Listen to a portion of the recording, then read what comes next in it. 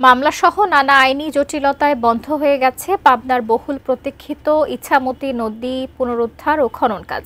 নির্ধারিত সময় প্রকল্প শেষ হওয়া নিয়ে দেখা দিয়েছে সংশয়। পাবনা থেকে বিস্তারিত জানিয়েছেন প্রতিনিধি রিজভী জয়। ধন্যবাদ। বারবারই কিন্তু নানা অনিশ্চয়তায় এখন হতাশা নেমে এসেছে পাবনার বহুল প্রতীক্ষিত এই ইছামতি নদী পুনরুদ্ধার এবং প্রবাহমান করার প্রকল্পটি। যে পাবনাবাসী প্রায় 40 থেকে 50 বছর ধরে আসলে এই মৃতপ্রায় নদীটি সচল করার জন্য দাবি জানিয়ে আসছিলেন, এবং তার প্রেক্ষিতে 1,500 কোটি টাকার যে মেগা প্রকল্প নেওয়া হয় তাতে কিন্তু শুধুমাত্র নদীটি সচল করাই নয়, এবং এটি দীর্ঘস্থায়ী ভাবে এই সচলতা ধরে রাখা এবং এর পাশাপাশি শহরের যে 5 কিলোমিটার এলাকা সেখানে দখলমুক্ত করে সৌন্দর্য বর্ধনেরও কথা ছিল।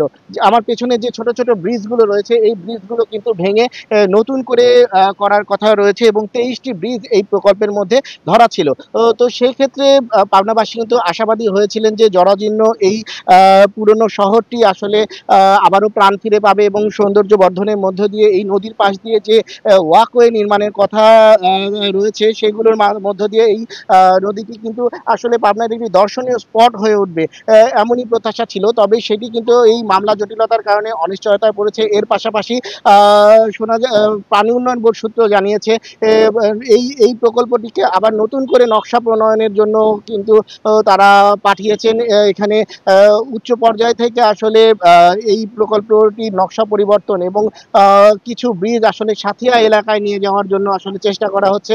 তো সেই জায়গা থেকে এই প্রকল্পটি কিন্তু একটি বড় ধরনের অনিশ্চয়তার মুখে পড়েছে, এবং যারা এই নদী উদ্ধার নিয়ে দীর্ঘদিন ধরে আন্দোলন করে আসছেন তারা বলছেন যে এই ধরনের ঘটনা যদি ঘটে তাহলে এই প্রকল্পটি বাস্তবায়ন নিয়ে কিন্তু বড় ধরনের শঙ্কা সৃষ্টি হবে, এবং এত অর্থ ব্যয় করে যে কাজ শুরু হয়েছে সেটির যদি শেষ না হয় তাহলে পুরো টাকাই কিন্তু আসলে জলে যাবে। তো সেই ক্ষেত্রে আসলে যেভাবে নকশা রয়েছে সেই অনুযায়ী প্রকল্পটি দ্রুত বাস্তবায়নের জন্য তারা দাবি জানিয়েছেন।